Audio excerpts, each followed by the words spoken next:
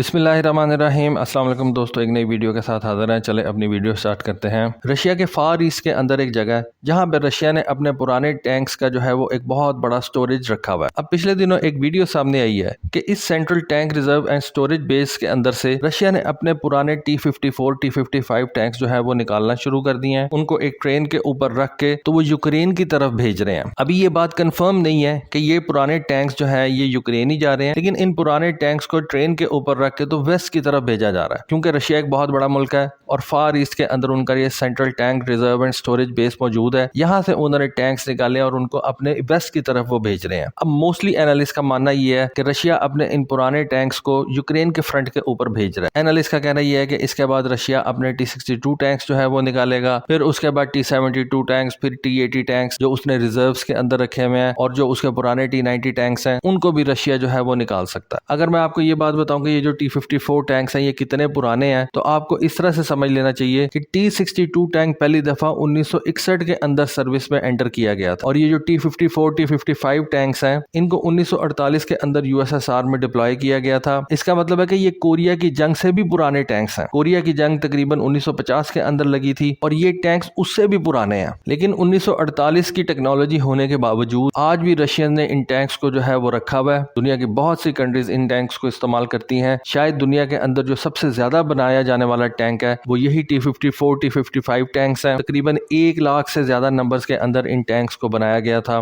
लेकिन 1948 के अंदर जब इनको डिप्लॉय किया गया था उस वक्त इसको देखने के बाद एनालिस्ट का मानना यह था कि ये अपने टाइम से तकरीबन 10 साल आगे था। T-54 टैंक्स को जब वेस्टर्न एक्सपर्ट्स ने 1956 के अंदर एग्जामिन किया, 1956 के अंदर आप कह सकते हैं कि ये टैंक वेस्टर्न कंट्रीज के हाथ लग चुका था, तो उस वक्त उनका मानना यह था कि ये जो उस वक्त का सबसे बेहतरीन नेटो का टैंक था अमेरिकन M48A2, इससे ये तकरीबन 10 टन लाइटर था और परफॉर्मेंस के अंदर उससे ये कहीं ज्यादा बेहतर टैंक था। ये जो M48 टैंक है ये अमेरिका का मशहूर जमाना पैटर्न टैंक है। पाकिस्तान आर्मी भी इसको इस्तेमाल करती रही है और पाकिस्तान आर्मी इन टैंक्स को बहुत देर तक इस्तेमाल करती रही है। तो ये जो पैटर्न टैंक्स थे ये उस वक्त के अमेरिका के बेस्ट टैंक्स थे। अमेरिका के नहीं कहना चाहिए बल्कि कहना चाहिए कि ये नेटो के सबसे बेहतरीन टैंक्स थे। और जब 48 के अंदर ये T-54 टैंक्स रशिया ने इंट्रोड्यूस करवाया तो उस वक्त ये T-54 टैंक्स पैटर्न टैंक के मुकाबले में 10 साल आगे था, और इसका जो आर्मर था वो भी पैटर्न टैंक से बहुत ज्यादा जबरदस्त था और पैटर्न टैंक के मुकाबले में ज्यादा बेहतर किस्म के गोले ये फायर कर सकता था। फिर साथ ही कुछ सालों के बाद रशिया ने अपना T-62 टैंक इंट्रोड्यूस करवा दिया था। इस T-54 टैंक को रशिया ने 1980 तक इस्तेमाल किया। 1980 के बाद इस टैंक को जो है वो रिटायर कर दिया गया, लेकिन रशियन ने इस टैंक को बिल्कुल ही जो है वो खत्म नहीं कर दिया। इस टैंक को रशियन ने अपने फार ईस्ट के अंदर स्टोरेज के अंदर रख दिया, क्योंकि 1980 तक इस टैंक की जो टेक्नोलॉजी थी वो ऑब्सोलीट हो चुकी हुई थी।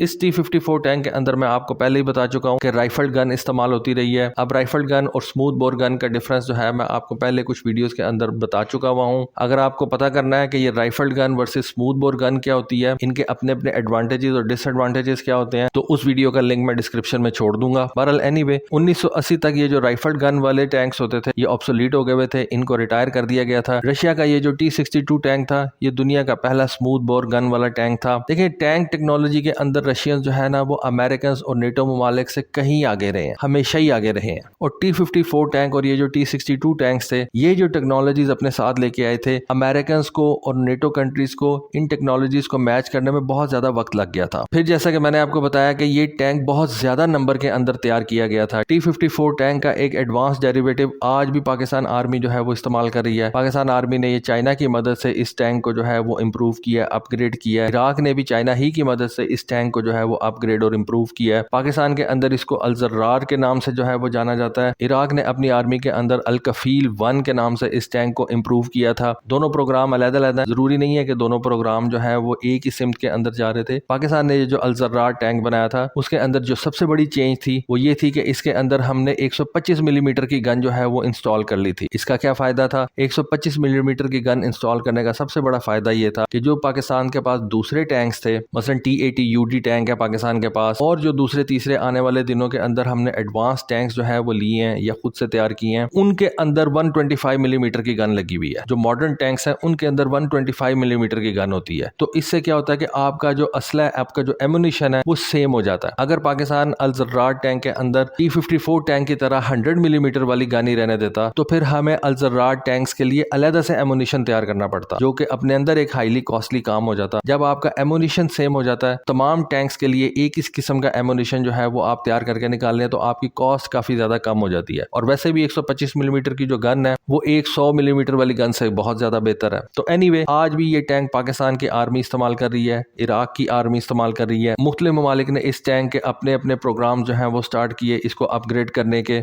और इस वजह से ये टैंक आज भी जिंदा है। इससे ये जाहिर होता है कि इस टैंक का जो इनिशियल डिजाइन था उसके अंदर एक बहुत बड़ा पोटेंशियल था इसके अपग्रेड्स का। रशिया ने जो इस टैंक का सबसे एडवांस वेरिएंट निकाला था वो था T-55 MV-1 टैंक। इस टैंक को उन्होंने अपनी सोवियत नेवल इन्फेंट्री के हवाले किया था। अब आप ये सोचें कि सोवियत यूनियन की जो नेवी थी उसकी भी अपनी एक इन्फेंट्री थी। सोवियत यूनियन इतना बड़ा मुल्क है कि इतनी बड़ी लैंड मैस को प्रोटेक्ट करने के लिए उनकी नेवी के पास भी अपनी इन्फेंट्री थी। इस अपग्रेड के अंदर उन्होंने इस टैंक के ऊपर नया एक्सप्लोसिव रिएक्टिव आर्मर जो है वो इंस्टॉल किया था। इसके इंजन को उन्होंने बेहतर बनाया था, इसका फायर कंट्रोल सिस्टम जो था उसको बेहतर बनाया था। अब ये समझा जाता है कि रशिया ये जो पुराने टैंक्स रशिया भेज रहा है इनको भी इसी T-55 MV-1 मॉडल के ऊपर जो है वो पहले अपग्रेड किया जाएगा, फिर यूक्रेन की तरफ भेजा जाएगा। अभी ये बात कंफर्म नहीं है कि रशिया ये टैंक्स यूक्रेन ही भेज रहा है, लेकिन समझा यही जाता है कि इन टैंक्स को अपग्रेड करने के बाद यूक्रेन भेजा जाएगा। अपग्रेड पैकेज में इन टैंक्स के अंदर थर्मल साइट्स जो है वो इंस्टॉल की जाएंगी जो इन टैंक्स की सिचुएशनल अवेयरनेस को बहुत ज्यादा बढ़ा देंगी। फिर ये समझा जा रहा है कि रशिया इन टैंक्स के अंदर फ्रेगमेंटेशन प्रोजेक्टाइल्स भी रखे, मतलब ये एक खास किस्म का एमुनेशन होता है जिसके अंदर फ्रेगमेंटेशन आप कह लेंगे बॉल बेरिंग्स वगैरह जो है वो रखे जाते हैं, और ये खास तौर पे ऐसी जगहों के लिए इस्तेमाल होता है जहां पे आपकी आर्मी ने इन्फेंट्री वॉर लड़नी होती है। और यूक्रेन के अंदर आपको पता है कि इस वक्त इन्फेंट्री की जंग चल रही है, जमीनी जंग चल रही है। आपने अगर यूक्रेन की आर्मी का नुकसान करना है तो ये जो फ्रेगमेंटेशन प्रोजेक्टाइल्स हैं ये बहुत ज्यादा जो है वो कारआमद रहेंगे। अच्छा, अब ये जो T-55 टैंक्स हैं ये यूक्रेन की आर्मी के पास भी मौजूद हैं। स्लोवेनिया ने भी इन टैंक्स को जो है वो परचेज किया था। स्लोवेनिया ने इन टैंक्स को M55 स्टैंडर्ड के ऊपर जो है वो अपग्रेड किया था। ये जो स्लोवेनिया ने अपने M55 टैंक्स तैयार किए थे इनके अंदर उन्होंने जर्मन इक्विपमेंट लगाया हुआ। अब जैसा कि आपको पता है कि जर्मनी भी यूक्रेन को अपने पुराने लेपर्ड 1 टैंक्स जो है वो देने जा रहा है तकरीबन 100 के नंबर में, और उन लेपर्ड 1 टैंक्स के अंदर भी एक सेम प्रॉब्लम है कि वो स्मूथ बोर गन के साथ नहीं आते और उनके अंदर भी 100 मिलीमीटर की गन जो है वो लगी हुई है। अब यहाँ पे जो है वो यूक्रेन को भी थोड़ा सा मसला होगा कि उसके पास ये पुराने T-55 टैंक्स हैं, लेपर्ड 1 टैंक्स उसको जर्मनी की तरफ से मिलने जा रहे हैं, तो इन पुराने टैंक्स के अंदर 100 मिलीमीटर कैलिबर की गन लगी हुई है। इनका जो एमुनिशन है ना वो अलहदा से तैयार करना पड़ता है, जबकि ये प्रॉब्लम जो है ये रशिया के लिए नहीं है। रशिया के लिए ये प्रॉब्लम क्यों नहीं है? क्योंकि 100 मिलीमीटर का जो एमुनिशन है वो सीरिया के पास भी मौजूद है, ईरान के पास भी है, नॉर्थ कोरिया के पास भी है, और रशिया के ताल्लुकात इन ममालिक के साथ बड़े अच्छे हैं। रशिया ये 100 मिलीमीटर एमुनिशन का जो असला है वो सीरिया, ईरान और नॉर्थ कोरिया से हासिल कर सकता है, बल्कि नॉर्थ कोरिया जो है वो ये 100 मिलीमीटर एमुनेशन का असला अपने मुल्क के अंदर तैयार करता है। रशिया उसको ऑर्डर दे के ये असला जो है वो तैयार करवा सकता है, या रशिया ये कर सकता है कि अपने अपग्रेड प्रोग्राम के अंदर इस टैंक में 125 मिलीमीटर की गन लगा दे, और उसके जो T-72 टैंक्स है, T-80 टैंक्स है, T-90 टैंक्स है, उनके अंदर जो असला इस्तेमाल होता है वो सेम असला जो है वो रशिया इन T-54 टैंक्स के अंदर इस्तेमाल करना शुरू कर दे। जैसे कि मैंने आपको बताया कि T-54 टैंक दुनिया में सबसे ज्यादा इस्तेमाल होने वाला टैंक है। रशिया के अंदर, रशिया के बाहर इस टैंक को बहुत बड़े नंबर के अंदर तैयार किया गया और इस्तेमाल किया गया। सीरिया के अंदर ये टैंक जो है वो आज भी इस्तेमाल किया जा रहा है। नॉर्थ कोरिया ने इस टैंक को बहुत ज्यादा अपग्रेड किया,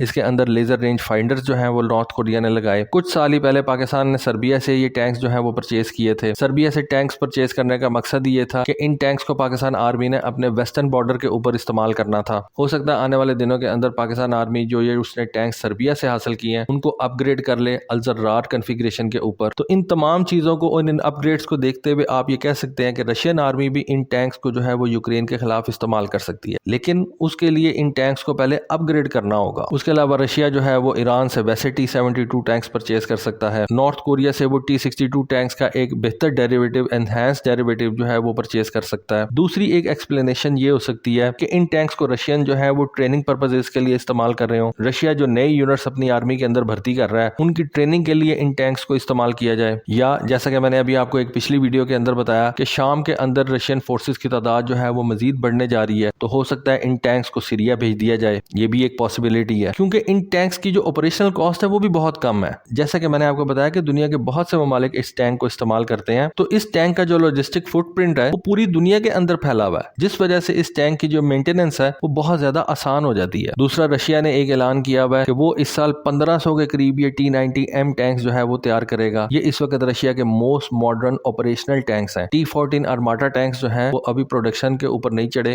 लेकिन जो सबसे जबरदस्त इस वक्त रशियन टैंक्स हैं जो कि ऑपरेशनल हैं वो है T-90M टैंक्स। और इस साल रशिया ने कहा हम इस तरह के 1500 टैंक्स तैयार करेंगे। सोवियत इरा के अंदर रशिया इससे कहीं ज्यादा टैंक्स जो है वो तैयार करता था, लेकिन फिर भी एक साल के अंदर रशिया ने कहा कि हम इस तरह के 1500 टैंक्स जो है वो तैयार करेंगे। हमारे जैसे मुल्कों के लिए ये एक ह्यूज नंबर है। तो इस हवाले से अगर देखा जाए तो T-54 टैंक्स जो है उनकी समझ नहीं आती कि क्या उनको रशिया जो है वो यूक्रेन भेजेगा या उनको ट्रेनिंग पर्पजेस के लिए इस्तेमाल करेगा, या हो सकता है रशिया इनको जो है वो सीरिया ही भेज दे। तो दोस्तों ये थी आज की वीडियो, ये थी आज की इन्फॉर्मेशन। होपफुली आपको आज की वीडियो, आज की इन्फॉर्मेशन पसंद आई होगी। कमेंट सेक्शन में अपनी राय से जरूर आगाह कीजिएगा। आज के लिए बस इतना ही। Thank you. Allah Hafiz.